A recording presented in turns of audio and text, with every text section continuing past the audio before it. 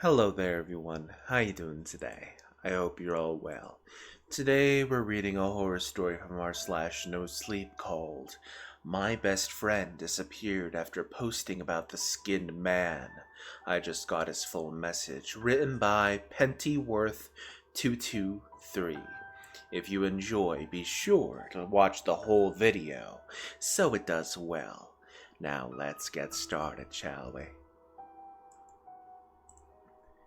It's been 29 days. That's how long it's been since I've heard from Drew. He was my best friend. The kind of person who sent you weird Reddit links at 3 a.m. and dared you to look at them up. The kind of person who always wanted to know more, especially about things no one should. I think that's what killed him, or took him, whatever happened in that rotted out town. He left me a voicemail. One I didn't get until it was too late. The only thing he said was, if I stop answering, don't look for me. But if you do, don't believe anything wearing my face. And that was it. I thought it was a joke. He was into all that folklore stuff. Appalachian disappearances, ghost towns, cursed threads. I never thought he'd actually go into one of those places. I never thought I'd have to file a missing persons report for the guy who once made me drive 2 hours just to see a haunted gas station. But then I found his laptop. Burnt. Smashed. But not gone. Drew was paranoid, sure, but he was also obsessive. He backed up everything. Cloud, external, even a cheap SD card he duct taped to the inside of his air vent. And that's where I found the backup folder. It was just called If I'm Gone. Inside were screenshots, forum threads, photos of that house in Cinder Hollow, coordinates, motion cam stills, even a blurry selfie. Drew, pale as hell, standing outside what looked like a collapsed well, and one last file, a video time-stamped at 3:09 a.m., dated the night he vanished. I shouldn't have watched it, but I did. The screen was pitch black at first, just audio, wet breathing, whispers, too many voices speaking at once, and one of them was mine. My voice saying things I've never said. Then the screen flickered, and for one split second I saw Drew's face. Or something that looked like Drew, except it was smiling way too wide. It didn't blink either. That was 3 days ago. Since then, my phone's been ringing every night, always at the same time, 3:09 a.m., always from a blocked number I have never picked up. But last night it was a voicemail. It was Drew again, but it wasn't the message I heard before. It was him laughing, long and slow, like he was trying to remember how. Then he said something else. Come to Cinder Hollow. I am waiting. I don't know what to do, but I kept thinking about the last line he left me. Don't believe anything wearing my face. And the thing that haunts me? I don't know if the voice on that message is trying to lure me there or warn me not to come. I left at midnight. I didn't tell anyone. I didn't leave a note. I just packed my truck with what I thought I'd need. My hunting rifle, the digital recorder I used back when Drew and I used to chase weird EVP hotspots, and a high lumen flashlight with fresh batteries. I took salt too for some reason. I don't even know why. Maybe it made me feel like I had some kind of control. The GPS didn't register Cinder Hollow as a destination. I had to punch in the coordinates manually from the screenshot Drew left behind. The route twisted through back roads, old mining trails, and finally, there was nothing. The screen went dark as soon as I hit the tree line. I kept driving anyway. The trees got denser, taller, like they had been waiting. There were no birds, no bugs, just that slow, low hum, You only notice when it stops. By the time I reached the clearing, my hands were shaking. And then I saw it. The house. It was worse in person. Like it had been grown instead of built. Misshapen, half swallowed by the forest. The front door hung open just like Drew described. My headlights cut across the warped boards and shattered windows, casting long shadows that didn't quite line up. I parked 50 feet back, killed the engine, and sat there in silence. My recorder was already on. Audio log, 1:14 a.m. Okay, this is Miles. I'm at the site. Cinder Hollow. Drew, if you're hearing this somehow, I'm not leaving without answers. Just hold on. The ground squelched under my boots as I approached. The smell hit me first. Sickly sweet like rotting fruit and old copper. The flashlight's beam jittered over the porch. Something moved. A shape. Fast. Ducking behind a wall, but when I reached the threshold, there was nothing. Inside was exactly how Drew described it. Peeling wallpaper, sagging beams, mold climbing the staircase like fingers. But what the photos hadn't captured was the sound. It was breathing. Not my breath, mind you, but not human.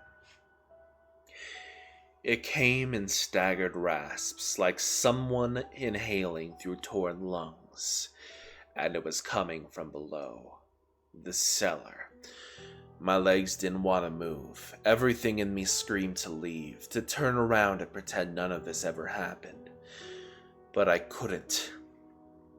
The stairs were slick, warped. My flashlight barely cut through the wet darkness.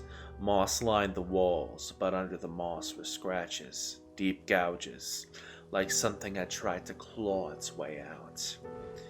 And then I saw the well. It pulsed. That's the only way I can describe it. Not physically, but in my mind. Like it was drawing something out of me. Memory. Fear. My thoughts began to thin. And then, with nothing else to do, I stepped closer. Audio log, 1:29 a.m. It's here. The well, just like in the photo. Stones look wet, covered in handprints. Yeah, they're human. Brown, red. Some are fresh. I aimed the rifle down into the well. There was nothing. And then my flashlight flickered. And then I heard it. Drew's voice. Miles, you came? I froze. I didn't think you would. I tried to warn you. My lips moved before I could stop them. Where are you? There was silence, and then he said, Right behind you. I spun. There was nothing, but the air felt wrong. Heavy, familiar. My flashlight flickered again, and for half a section, I saw a reflection. My reflection in the well water. Except it wasn't me. Not exactly. The thing staring back blinked too slowly. Smiled too wide. Its skin twitched like it didn't fit right. And then it spoke in my voice. Why did you look for me? My recorder dropped from my hand and clattered on the stone. My breath caught. The figure in the reflection wasn't alone. Drew was there too, or something like him. Half his face was missing, stitch marks around the jaw, one eye drooping, bloodless and wide. His mouth moved, but the voice that came out was high-pitched, broken, like glass dragging through a throat. You weren't supposed to come. Suddenly the cellar door above slammed shut. The flashlight died. I raised the rifle, ready to fire, but I couldn't see. I couldn't move. The air pressed against my chest, suffocating and wet. And then the voices started again. All of them.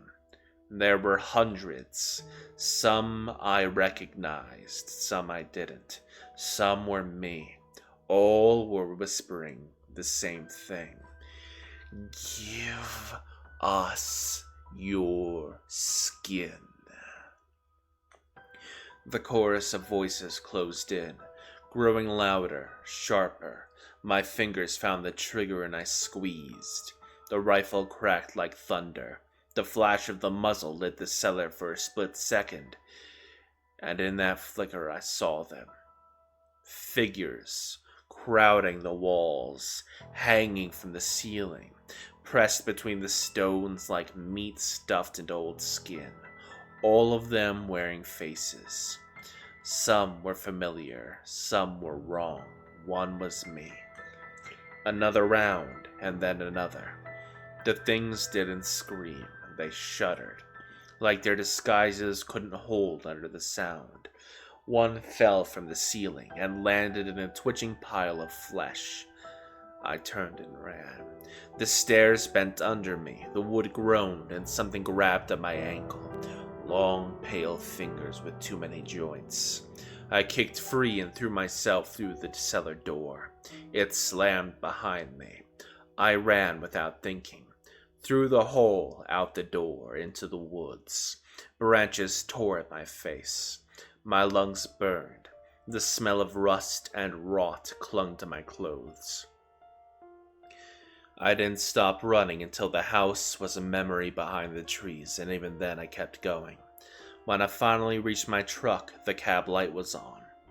The door was open, and sitting in the passenger seat was my recorder, still on. Audio log. What? You weren't supposed to come back, Miles. I didn't listen to the rest. I drove. I didn't care where. I just needed distance, asphalt, lights, people. I crossed state lines before sunrise. I've been home for 2 days now, but I don't think I left it behind. My rifle scratched, bent, my clothes stained in something that wasn't mud, and the recorder, I tried to play it again. It only plays one line now, over and over in my voice. I'm not who you think I am. I hear tapping at night. 3 soft knocks, always on a wall that shouldn't be there. And sometimes, when I look in the mirror, my face doesn't move right. Like it's remembering the shape of something else. Like it's adjusting. If you're reading this, you need to understand something. Don't look for him.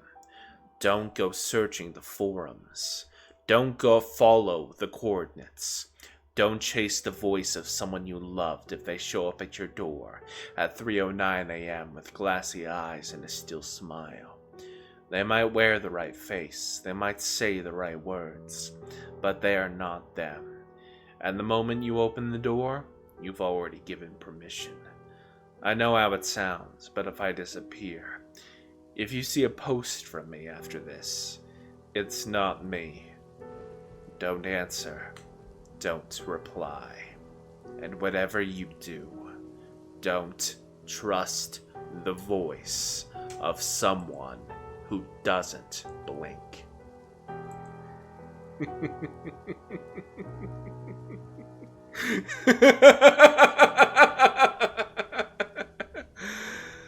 Oh, dear listener, it's already too late. Bye-bye.